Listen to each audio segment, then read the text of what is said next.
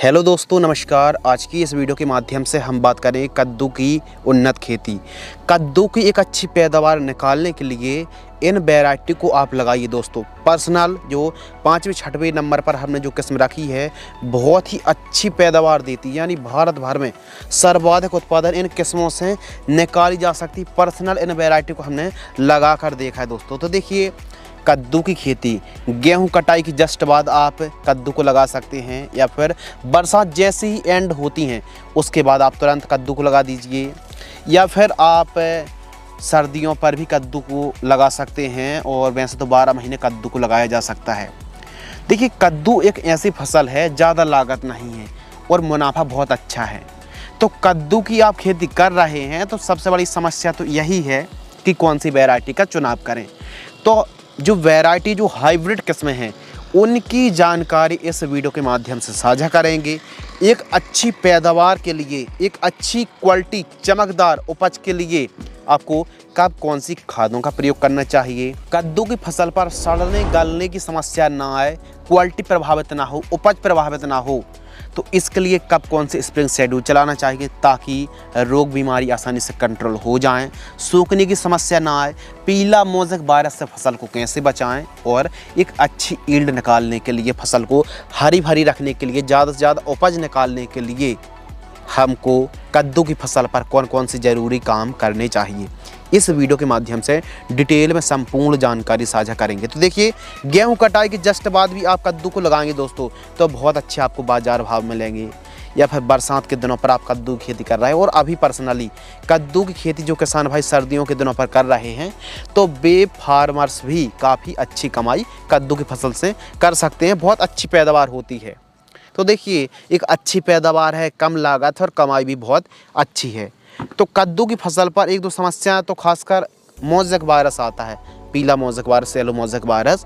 तो इसको तो पहले तो आपको रेजिस्टेंस वैरायटी लगाएं जो नाम बतला रहे हैं। यह है वैरायटी काफ़ी हद तक सहनशील वैरायटी है पीला मोज़ेक वायरस की। इसके अलावा आपको proper thrips, mites, white fly की स्प्रेइंग शेड्यूल चलाना पड़ेगा। यानी जो स्प्रेइंग है वो हर हफ्ते 10 दिन में आपको हल्की फुल्की दवाओं के स्प्रे लेने पड़ेंगे, जो खासकर थ्रिप्स, माइट्स, वाइट फ्लाई के लिए होंगे। तो जो किस्में हैं दोस्तों, वो नंबर 1 पर हमने रखी है महिको की माही 3 के नाम से आती है, VNR की अनुज के नाम से आती है। यह जो अनुज है, इसके फल का साइज आप वीडियो पर देख सकते हैं, बहुत ही अच्छी पैदावार देखने के लिए मिलती है।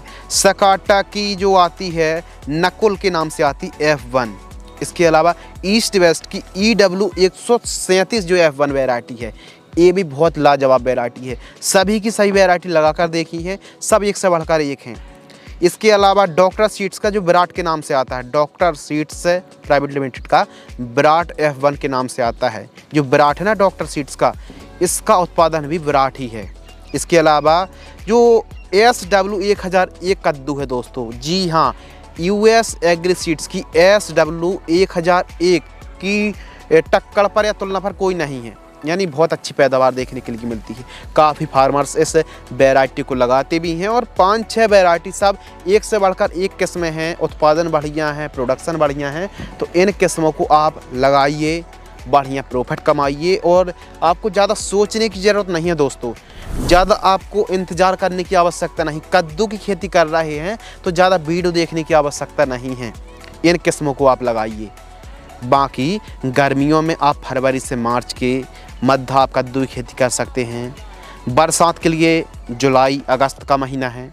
इसके अलावा सर्दियों के लिए आप अक्टूबर से नवंबर दिसंबर के मध्य आप कद्दू की खेती कर सकते हैं। कद्दू की खेती जो दोमट भूमि होती, दोमट सॉइल पर काफ़ी बढ़िया हमको बढ़वार देखने के लिए मिलती है। खासकर उत्तम जल निकास का प्रबंध होना चाहिए, और कहीं ना कहीं आप बुआई के समय 50 किलोग्राम जिप्सम, 2 ट्रॉली गोबर की खाद और 50 किलोग्राम SSP का प्रयोग करेंगे तो जो पैदावार है उसमें 4 चांद लगने वाले हैं। क्योंकि कद्दू की फसल पर फास्फोरस, पोटेशियम, सल्फर और जिंक इन तत्वों की पूर्ति करेंगे। अब नाइट्रोजन तो सभी किसान भाई कर ही देते हैं पूर्ति। इन तत्वों की पूर्ति करने से पैदावार में 4 चांद लगने वाले हैं। तो इन खादों की पूर्ति तो आपको करना ही करना है। खेत की तैयारी देखिए नॉर्मल तरीके से करें, बस मृदा को एकदम मक्खन की तरह बना लीजिए, एकदम भुरभुरी करना, एकदम बारीक करना है और उत्तम जल निकास का प्रबंध होना चाहिए। साफ सफाई खेत के चारों साइड रखिए। खेत के चारों साइड एक काम करें, फेंसिंग कराएं, ग्रीन नेट खींचें, एक लाइन गेंदे की और एक लाइन मक्के की जरूर लगा दीजिए। और बीच बीच में फल मक्खी के लिए फल मक्खी वाले fruit fly trap, thrips white fly के पीले और नीले ट्रैप, इनको लगा दीजिए। आधा काम तो ये हो गया। आधा काम बचा स्प्रेइंग का, कि प्रॉपर हम स्प्रेइंग शेड्यूल चलाएंगे तो जो रोग आने वाले हैं उनको कंट्रोल करने के लिए देखिए कुछ ना कुछ तो हमको स्प्रेइंग करना पड़ेगा। तो स्टार्टिंग पर नीम ऑयल का स्प्रे कर सकते हैं, फिश ऑयल का स्प्रे कर सकते हैं, इमीडाक्लोप्रिड है, थाइमेथॉक्सोम है, और आपका डाइक्लोरोवास 76% EC, इनका स्प्रे आप करते रहें। चलिए आगे बढ़ते हैं। तो इन किस्मों को आप लगा सकते हैं दोस्तों। कद्दू की फसल पर 15 से लेकर 38 डिग्री सेल्सियस तक का टेम्परेचर पर यह फसल सर्वाइव कर जाती है। अब सिंचाई के साधन अच्छे हैं तो गर्मियों के दिनों पर कद्दू को आप लगा सकते हैं। बाकी बरसात पर भी अच्छी कमाई कर सकते हैं।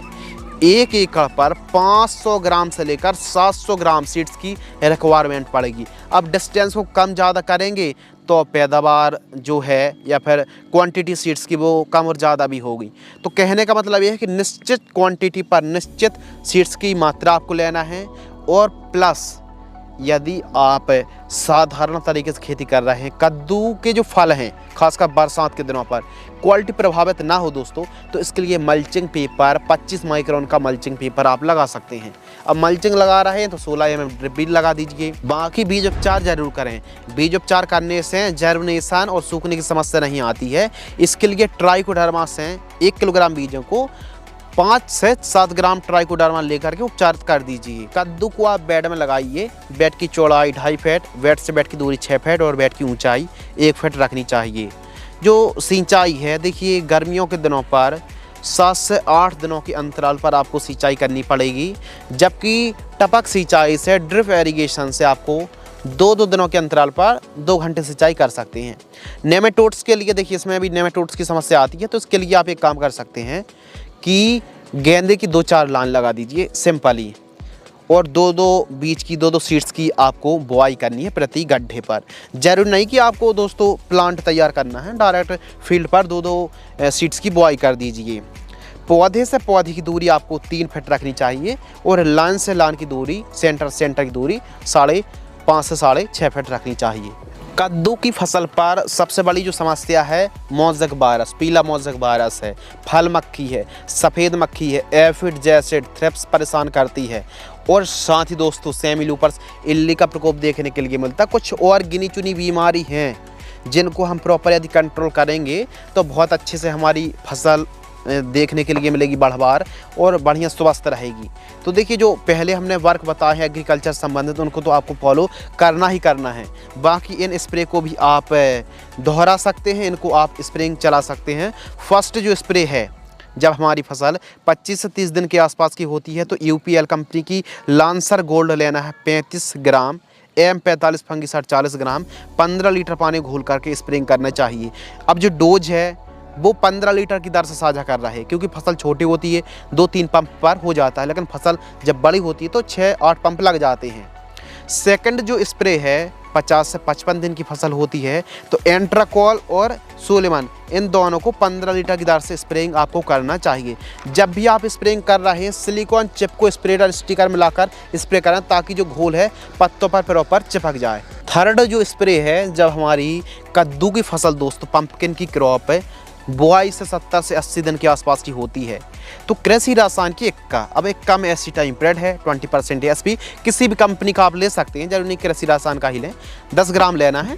और सिंजेंटा कंपनी की क्वांटस जो बढ़वार में फल फूल में काफ़ी हेल्प करती, 40 ml लेना है। और धानुका की कोनिका फंगिसाइड आपको लेना है लगभग 40 ग्राम, 15 लीटर पानी घोल करके स्प्रे करें। फोर्थ जो स्प्रे है 100 से 120 दिन के आसपास की फसल होती है तो स्वाधीन फंगिसाइड और प्रोक्लेम का स्प्रे करना आपको चाहिए 15 लीटर की दर से। अब जो खाद का शेड्यूल है कद्दू की फसल पर, क्योंकि न्यूट्रिशन की कहीं ना कहीं कमी होगी तो पैदावार में आपको डायरेक्ट रूप से गिरावट देखने के लिए मिलेगी, पैदावार घट जाएगी।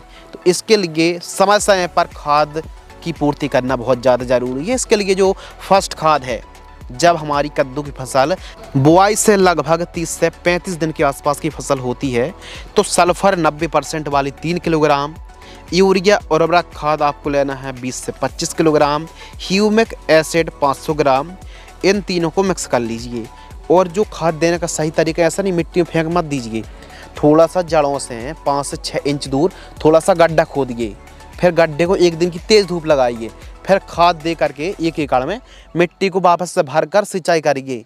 जो खाद है ना वो 4 गुना ज़्यादा रिजल्ट आपको देगी फर्स्ट खाद। सेकंड खाद 90 से 110 दिन के आसपास की फसल होती है तो माइक्रो न्यूट्रिएंट 4 से 5 किलोग्राम, इफ्को की सागरिका दानेदार सीवीड 8 किलोग्राम, यूरिया 40 किलोग्राम इनको प्रयोग करें। इसके अलावा थर्ड जो खाद है 110 दिन बाद, जब 125-30 दिन के आसपास की फसल हो तो आपको दोस्तों लेना है ferrous sulphate 5 kilogram, urea 20 kilogram और इसके साथ दोस्तों आपको मिक्स करना है बायोजाइम 10 किलोग्राम प्रति एकड़ जड़ों के पास देकर सिंचाई करनी चाहिए। इन खादों का प्रयोग करने से कद्दू की फसल पर बहुत ही अच्छी स्वस्थ बढ़वार स्वस्थ पैदावार देखने के लिए मिलेगी। इसकी जो लाइफ साइकिल है वो 4 महीने के आसपास, 4, 4.5, 5 महीने तक चल जाती। 4 महीने ही आप 4.5 महीने मान लीजिए। तो खाद के शेड्यूल को कम और ज़्यादा भी आप कर सकते हैं। बाकी रही बात उत्पादन की, तो 1 एकड़ में कद्दू का उत्पादन लौकी से भी ज़्यादा होता है या फिर लौकी के लगभग का ही होता है। तो 1 एकड़ में कद्दू की खेती से 300 से 400 क्विंटल पैदावार आप निकाल सकते हैं। 1 एकड़ में लागत 25 से 30 हज़ार रुपये लगेगी यदि प्रॉपर आप स्प्रेइंग चलाएंगे, प्रॉपर वैज्ञानिक तरीके से खेती करेंगे, खाद चलाएंगे, तब जाके इतनी लागत लगेगी। यदि नॉर्मल तरीके से जो किसान भाई खेती करते हैं तो 10 हज़ार रुपये 15 हज़ार रुपये में फसल तैयार हो जाती है। बाकी अच्छे स्प्रे करेंगे, रोग मुक्त रखेंगे तो वैसी पैदावार बढ़ने वाली है। बाजार भाव 10 रुपये से लेकर 30 रुपये प्रति किलोग्राम तक का रेट देखने के लिए मिलता है। यदि कद्दू के रेट 10-12 रुपये मिल जाते हैं तो बहुत अच्छी बात है। 10-12 रुपये, क्योंकि एक जो फल है बहुत वेटेड फल है तो काफ़ी अच्छी आपको कमाई मिल सकती है। 10 रुपये भी बहुत बढ़िया रेट माना जाता है खासकर कद्दू का। बाकी हाँ 15 रुपये 20 रुपये यदि मिल जाता है तो फिर जो आपकी पैदावार है आमदनी में 4 चांद लग जाएंगे। इसके अलावा मुनाफा के ऊपर दोस्तों बात करते हैं तो सभी लागत को काटकर आप कद्दू की क्रॉप से 2.5 से 3 लाख रुपए कमाई कर पाएंगे। अब अच्छी पैदावार होती है, रेट अच्छा मिलता है तो आमदनी बढ़ेगी। भूमि कमज़ोर है, आपने लोकल वैरायटी का चुनाव कर लिया तो जो पैदावार है वो घट भी सकती है, जाहिर सी बात है। तो उत्पादन काफ़ी ज़्यादा फैक्टर पर डिपेंड करता है, काफ़ी विषयों पर, काफ़ी चीज़ों पर यह चीज़ डिपेंड करती है। यदि आपने अच्छी किस्म लगाई है तो पैदावार अच्छी मिलेगी, आपकी भूमि हल्की है और फिर आपने खाद भी बहुत अच्छे से नहीं दी तो पैदावार घट सकती है। तो इसीलिए एकदम अच्छी भूमि पर, उपजाऊ दोमट भूमि पर खेती करें, अच्छी वैरायटी का चुनाव करें और सही समय पर सही स्प्रे, सही खाद देना बहुत ज़्यादा ज़रूरी है। इन चीज़ों की पूर्ति आप करेंगे तो पंपकिन क्रॉप से, कद्दू की खेती से काफ़ी अच्छी कमाई आप कर सकते हैं। यदि आपको दोस्तों यह वीडियो पसंद आती है तो वीडियो को आप लाइक करें। और हाँ, यदि आपके पास बजट है कि कद्दू का जो फल है ना, खासकर ऑफ सीजन पर या फिर बरसात पर, जो कद्दू का फल यदि हम नॉर्मल तरीके से खेती करते हैं तो कद्दू का फल नीचे से ख़राब होने के चांस रहते हैं, तो इसके लिए मल्चिंग पेपर बिछवा के भी खेती कर सकते हैं। बाकी सर्दियों के दिनों पर, गर्मियों के दिनों पर आप ओपन फील्ड फार्मिंग भी कद्दू की खेती से कमाई कर सकते हैं, खेती कर सकते हैं। और हाँ, अब कद्दू की जो क्रॉप है दोस्तों, इस पर ठंड लगने की समस्या है, यानी पाला लगने की समस्या है। तो स्टार्टिंग पर सर्दियों पर कर रहा है तो लो टनल को लगा सकते हैं, खेत के चारों साइड धुआं कर सकते हैं, या फिर जब ठंड लगने की समय है तो उस समय सल्फर की डस्टिंग करें और पर्याप्त मात्रा पर सिंचाई करेंगे तो जो ठंड का असर बहुत कम होगा। इन बातों को आप ज़रूर फॉलो करें दोस्तों। कहीं ना कहीं कद्दू की खेती करके आप बहुत अच्छे फार्मर बन सकते हैं, बहुत अच्छी कमाई कर सकते हैं। वीडियो से संबंधित आपके मन में कोई भी डाउट्स है तो कमेंट सेक्शन खाली है, कमेंट्स आप ज़रूर करें। वीडियो को आपने अंत तक देखा, वीडियो को अंत तक देखने के लिए आपका दिल से बहुत बहुत शुक्रिया, धन्यवाद।